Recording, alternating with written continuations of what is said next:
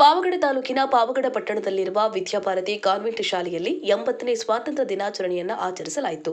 ಮುಖ್ಯ ಅತಿಥಿಯಾಗಿ ಭಾಗಿಯಾದ ಖ್ಯಾತಗಾನ ಚರ್ಲು ಗ್ರಾಮ ಪಂಚಾಯತ್ನ ಸದಸ್ಯರಾದ ನಾಗರಾಜ್ ಕೆಎಂ ಅವರು ಧ್ವಜಾರೋಹಣ ನೆರವೇರಿಸಿದರು. ನಂತರ ಮಾತನಾಡಿದ ಅವರು, ನಮ್ಮ ದೇಶಕ್ಕೆ ಸ್ವಾತಂತ್ರ್ಯ ಬಂದು 80 ವರ್ಷ ಆಗಿದೆ.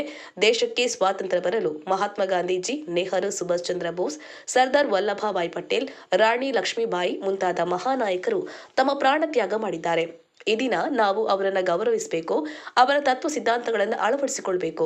ನಮ್ಮ ದೇಶದ ಶ್ರೇಷ್ಠವಾದ ಸಂವಿಧಾನವನ್ನು ಗೌರವಿಸಬೇಕು, ಸಮಾನತೆ, ಸಹಬಾಳ್ವೆ, ಏಕತೆಯನ್ನು ಕಾಪಾಡಬೇಕು. ಅಂಬೇಡ್ಕರ್ ಅವರ ತತ್ವ ಸಿದ್ಧಾಂತಗಳನ್ನ, ಮೌಲ್ಯಗಳನ್ನು ಅಳವಡಿಸಿಕೊಳ್ಳಬೇಕು ಎಂದು ತಿಳಿಸಿದರು.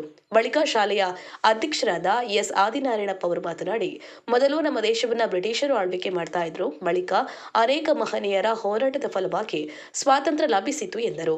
ಕಾರ್ಯಕ್ರಮದಲ್ಲಿ ಕಾರ್ಯದರ್ಶಿ ಮಂಜುಳಾ ಪಿಎನ್, ಗೌರವಾಧ್ಯಕ್ಷರಾದ ನವ್ಯ ಎ, ಮುಖ್ಯ ಶಿಕ್ಷಕರಾದ ನರಸಿಂಹಪ್ಪ, ಸಹ ಶಿಕ್ಷಕರುಗಳಾದ ಲಲಿತಾ, ದೀಪಾ, ನಾಸೀರಾ, ಸುಲ್ತಾನ್, ನಾಸೀರಾ, ದಿವ್ಯಶ್ರೀ, ತೇಜಸ್ವಿನಿ, ಜ್ಯೋತಿ, ನಿವೇದಿತಾ, ಸಹಾಯಕಿ ತಿಮ್ಮಕ್ಕ ಹಾಗೂ ವಿದ್ಯಾರ್ಥಿನಿಯರು ಉಪಸ್ಥಿತರಿದ್ದರು.